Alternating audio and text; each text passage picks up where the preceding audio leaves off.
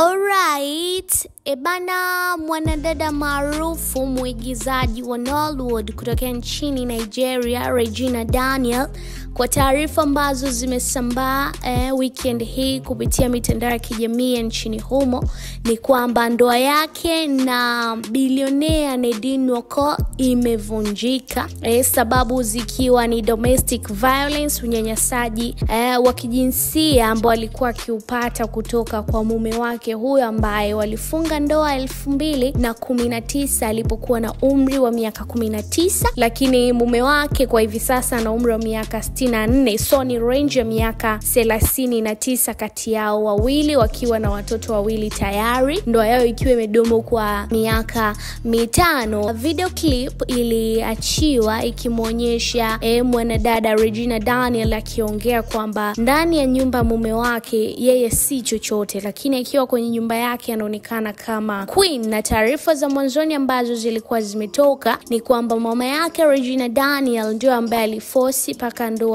ya Regina na Nadine Nwoko ikafanyika kutokana na pesa ambazo mume wake huyo anazimiliki. Sasa kumekuwa kuna video ambazo zinakwenda viral hapo siku za nyuma zikimuonyesha Regina Daniel, rumors zikiwa nyingi kwamba yeye na mume wake wameachana na vitu kama hivyo. Sasa kwenye video hiyo ambayo ilienda viral, mwanadada Regina Daniel ameonekana akisema amechoka kuvumilia unyanyasaji huu ambao amekuwa akiupata kwenye ndoa yake, ambapo kaka yake sasa amesema kuwa mara kadhaa alikuwa akibamizwa ukutani, na familia yake hairuhusiwi kufika nyumbani kwa mume wake ambapo ndo Regina anaishi. Japo Regina pamoja na huyo mume wake hawajalidhihirisha jambo hilo kwamba ndoa yao imevunjika, lakini kwa taarifa ambazo zina trend sana mitandaoni